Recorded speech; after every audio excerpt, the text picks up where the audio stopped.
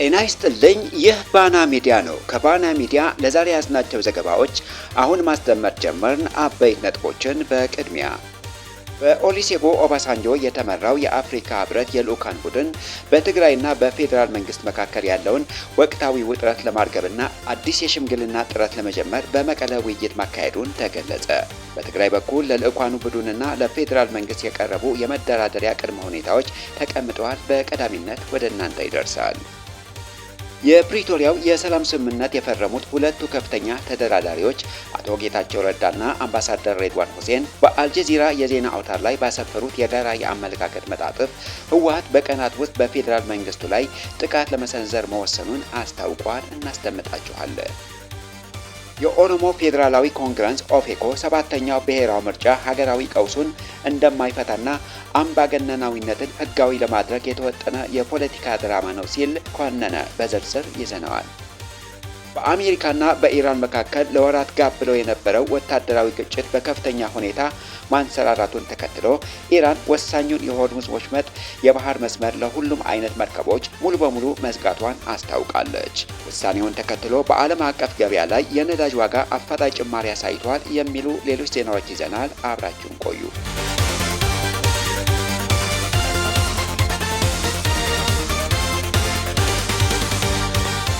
በኦሉሴጉን ኦባሳንጆ የተመራው የአፍሪካ ህብረት የልዑካን ቡድን በትግራይና በፌዴራል መንግስት መካከል ያለውን ወቅታዊ ውጥረት ለማርገብና አዲስ የሽምግልና ጥረት ለመጀመር በመቀለ ውይይት ማካሄዱን ተገለጸ።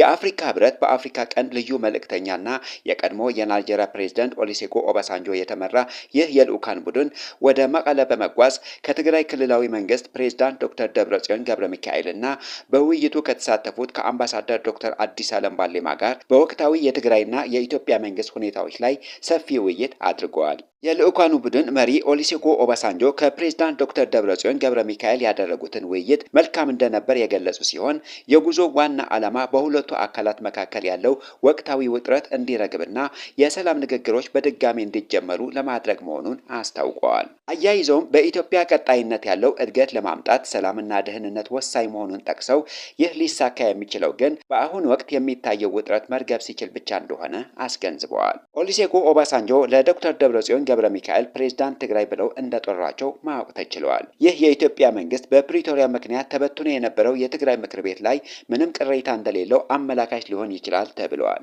ይህ አዲስ የሽምግልና ጥረት የተጀመረው የአፍሪካ ህብረት የፖለቲካ ጉዳዮች ሰላምና ደህንነት ኮሚሽን ከታላቋ ብሪታንያና ከአውስትራሊያ ተወካዮች ጋር በጉዳይ ላይ መምከሩን ይፋ ካደረገ በኋላ ቢሆንም በዛሬው የመቀለ ጉዞ የታላቋ ብሪታንያና የአውስትራሊያ ተወካዮች አብረው ስለመኖራቸው በግልጽ የተባለ ነገር የለም። በውይይቱ ላይ የተሳተፉት አምባሳደር ዶክተር አዲስ አለም ባሌማ እንደገለጹት በአፍሪካ ህብረት ተበግሶ የተጀመረው ይህ የውይይት ገና በጅማሬው ላይ የሚገኝ ቢሆንም በትግራይ በኩል ግን ህዝቡን የሚያድን ተግባራዊ እንቅስቃሴ እንዲደረግ ለልዑካኑ በግልጽ ተናግረዋቸዋል። ዶክተር አዲስ አለም በትግራይ በኩል ያሉትን ቅሬታዎችና ወቅታዊ ሁኔታዎችን ለልዑካኑ ሲያስረዱ በትግራይ በኩል ሁሉን ጥያቄዎችና ልዩነቶች በውይይት በድርድር እንዲፈቱ ፍላጎት መኖሩን እየገለጸ ቢሆንም የኢትዮጵያ መንግስት ግን የፕሪቶሪያው ስምምነት በመጣስ በትግራይ ላይ ከበባና ተደጋጋሚ ጥቃቶችን እየፈጸመ እንደሚገኝ ገልጸዋል። ከዚህ ጋር ተያይዞም እስካሁን ወደ መሬቱ መመለስ የሚገባው የተፈናቀለውና የተሰደደው ህዝብ በረሃብና በበሽታ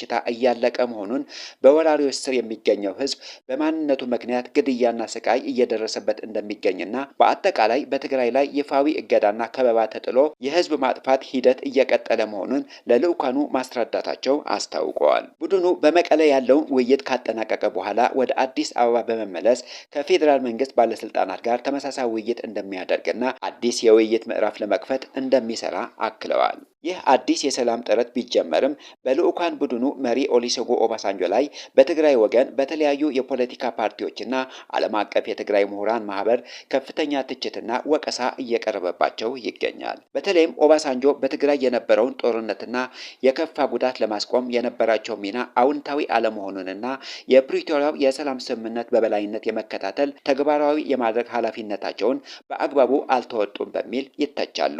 በተለይም የምዕራብ ትግራይ መሬት በገለልተኛ አካል ቁጥጥር ስር መሆን አለበት የሚል ሀሳብ ማቅረባቸውና በአዲስ አበባ ለተሰጣቸው ቤት ማካካሻ በሚል የፌዴራል መንግስቱን ፍላጎት ለማስፈጸም ይሰራሉ በሚል ገለልተኛ አደራዳሪ ሳይሆኑ የጠቅላይ ሚኒስትር አብይ አህመድ አስፈጻሚ ናቸው የሚሉ ጠንካራ ወቀሳዎች ይሰነዘርባቸዋል። በዚህ ምክንያት አምባሳደሩ ከዚህ ቀደም በነበራቸው አፈጻጸም ሳቢያ አሁን እየተደረገ ያለው አዲስ የሰላም ጥረትና የውይይት ሂደት እውነተኛ ፋይዳና ውጤት ሊያመጣ ይችላል ወይ በሚል በህዝቡና በተለያዩ ወገኖች ዘንድ ከፍተኛ ጥርጣሬና የተለያዩ አስተያየቶች እየተሰነዘሩ ይገኛሉ።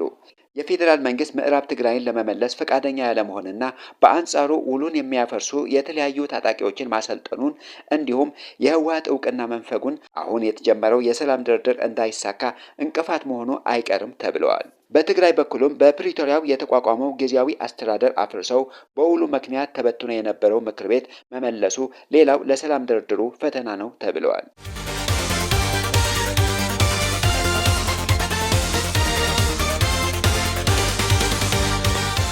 ህወሓት በቀናት ውስጥ በፌዴራል መንግስቱ ላይ ጥቃት ለመሰንዘር መወሰኑን የብሔራዊ መረጃና ደህንነት አገልግሎት ዳይሬክተር ጀነራል አምባሳደር ሬድዋን ሁሴን እና የጠቅላይ ሚኒስትሩ የምስራቅ አፍሪካ ጉዳዮች አማካሪ ጌታቸው ረዳ አልጀዚራ ላይ በጋራ ባስነበቡት ጽሑፍ አስጠንቅቀዋል። የፕሪቶሪያው የሰላም ስምምነት የፈረሙት ሁለቱ ከፍተኛ ተደራዳሪዎች አቶ ጌታቸው ረዳና አምባሳደር ሬድዋን ሁሴን በአልጀዚራ የዜና አውታር ላይ ባሰፈሩት የጋራ የአመለካከት መጣጥፍ በትግራይና በኤርትራ የሚመራ አዲስ የጦርነት ጥምረት መመስረቱን እና ስምምነቱ አደጋ ላይ መውደቁን አስታውቀዋል። ይሁን እንጂ ይህ ጽሑፍ በፌዴራል መንግስቱ የፖለቲካ ፍላጎትና ታማኝነት ጥላ ስር የወደቀ በትግራይ ህዝብ ላይ እየደረሰ ያለውን ተጨባጭ መከራ የሚሸፍንና ለጠቅላይ ሚኒስትር አብይ አህመድ አስተዳደር ጥብቅና የቆመ ነው በሚል ትችቶችን እየተሰነዘረበት ይገኛል።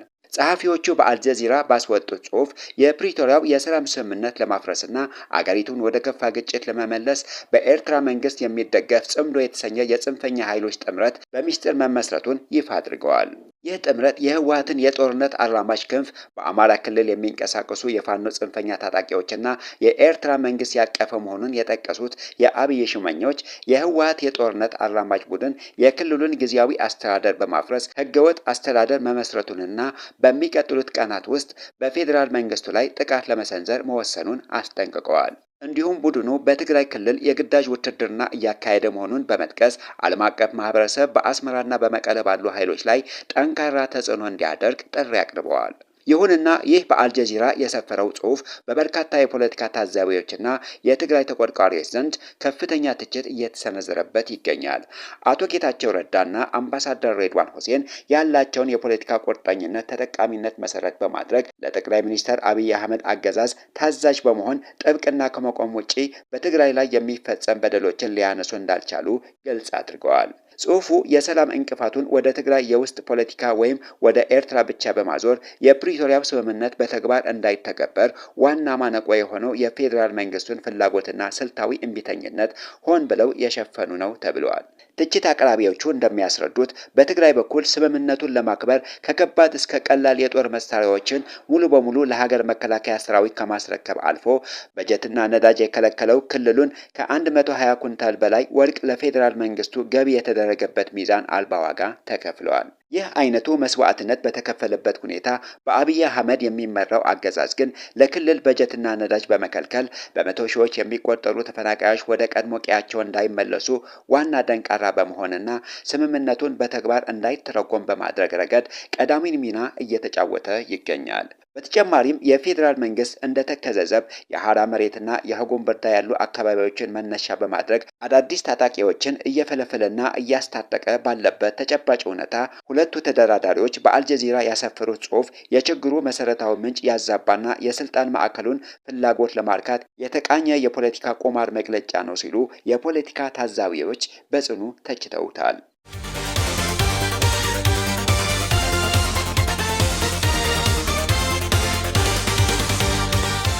የኦሮሞ ፌዴራላዊ ኮንግረስ ኦፌኮ ሰባተኛው ብሔራዊ ምርጫ ሀገራዊ ቀውሱን እንደማይፈታና አምባገነናዊነትን ሕጋዊ ለማድረግ የተወጠነ የፖለቲካ ድራማ ነው ሲል ኮነነ።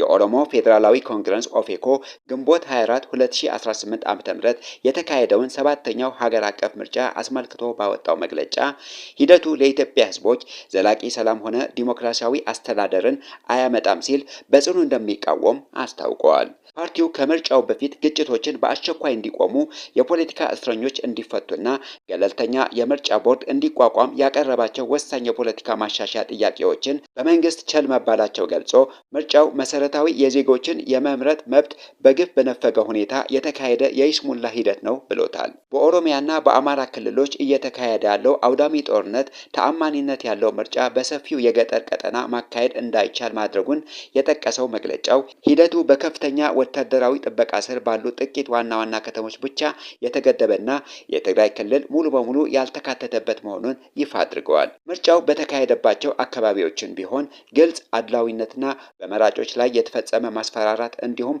የተቃዋሚ ተወካዮችን ከምርጫ ጣቢያዎች በኃይል የማስወጣት ህገወጥ ተግባራት መስተዋላቸው ኦፌኮ በዝርዝር አስታውቀዋል። ኦፌኮ በምርጫ ታዛቢዎች ሚና ላይ ጠንካራ ትችት የሰነዘረ ሲሆን የአፍሪካ ህብረትና የኢጋድ ልዑካን በሀገሪቱ ካሉ 52,000 በላይ ጣቢያዎች ውስጥ ደህንነታቸው በተጠበቁ ጥቂት ቦታዎች ላይ ብቻ ተሰማርተው ያወጡትን የሰላማዊና ግልጽነት ሪፖርት የምርጫ ዕለት ቱሪዝም እንጂ የእውነተኛ ታዛቢ ሚና አይደለም ሲል አጣጥሎታል። በተመሳሳይ መልኩ የአውሮፓ ህብረት በመሬት ላይ ያለውን የፖለቲካ አፈና ችላ በማለት በርቀት የሰጠው በጎን አስተያየት የዲፕሎማሲ ማባቢያና አምባገነናዊ ስርዓቱን የሚያጸና ተግባር ነው ሲል ነቅፈውታል።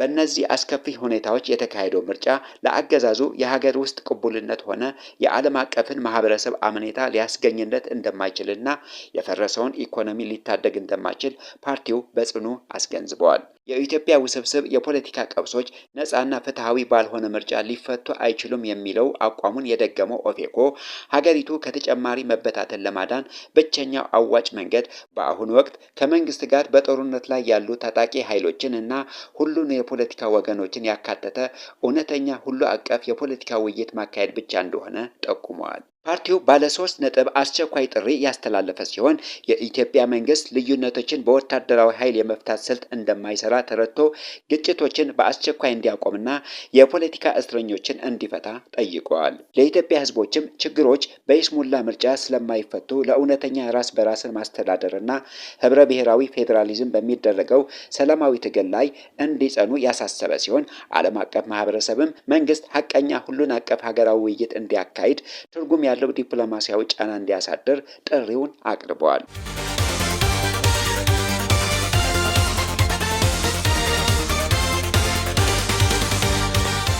በመንግስት ሰራዊት ውስጥ ከፍተኛ መፈራረስና ወደ ፋኖ የመቀላቀል ሂደት በስፋት እየቀጠለ መሆኑን ተሰምቷል። በሰራዊቱ 50 አለቃ ማዕረግ ያላቸውን ጨምሮ 10 ወታደሮች ከነሙሉ ትጥቃቸው ፋኖ ተቀላቅለዋል። ባለፉት 8 ወራት ውስጥ ከ850 በላይ የመከላከያ የአድማ ብተናና የፖሊስና የሚሊሻ አባላት ወደ ፋኖ አንድ ኮር መቀላቀላቸው የፋኖ ኃይሎች አስታውቀዋል። እጃቸውን የሰጡ የሰራዊቱ አባላት የሰራዊቱ ወቅታዊ ቁመና ሲናገር ሰራዊቱ ለምንና በምን ምክንያት እንደሚዋጋ የማያውቅ ዓላማ የሌለውና የጥቂት ግለሰቦችን ስልጣንን ለማስከበር ህይወቱን የሚገብር መሆኑን በደመነፍስ የሚጓዝ ነው ብለዋል። ከቀናት በፊት የኢፌድሪ መከላከያ ሰራዊት ጠቅላይ ኢታማዦር ሹም ፊልድ ማርሻል ብርሃኑ ጁላ ወቅቱ በአካላዊ ውጊያ ብቻ የተወሰነ አለመሆኑንና ጠላት የሳይበርና ዘመናዊ ቴክኖሎጂን በመጠቀም ከፍተኛ የስነ ልቦና ጦርነት እየከፈተ መሆኑን ገልጸው ነበር።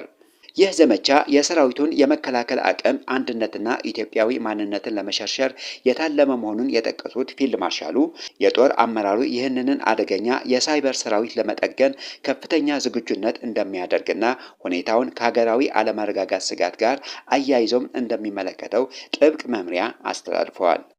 ይህ የፊልድ ማርሻሉ ንግግር የመከላከያ ሰራዊቱ በውስጥና በውጭ እያጋጠመ ያለው የስነ ልቦና ውድቀትና መፈራረስ በተዘዋዋሪ መንገድ ያረጋገጠ መሆኑን ተገልጿል። በሌላ በኩል የአማራ ፋኖ ብሔራዊ ንቅናቄ አፍብን ከፍተኛ አመራሮች ቤተሰቦች ላይ የእገታ እርምጃ እየተፈጸመ መሆኑን ታውቋል። የአፍብን የስልጠና መምሪያ ኃላፊ ሳሙኤል ባለ ዕድል ባለቤት በጅምላ በቁጥጥር ስር ውለው ታስረዋል። አገዛዙ በጦር ግንባር ያጋጠመውን ሽንፈት ለመቀልበስ የፋኖ አመራር ቤተሰቦችን ኢላማ እያደረገ ይገኛል ተብለዋል።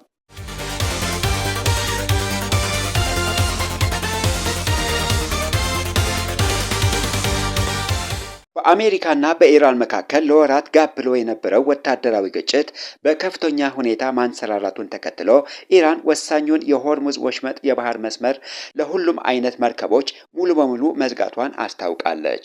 ውሳኔውን ተከትሎ በዓለም አቀፍ ገበያ ላይ የነዳጅ ዋጋ አፋጣኝ ጭማሪ አሳይቷል።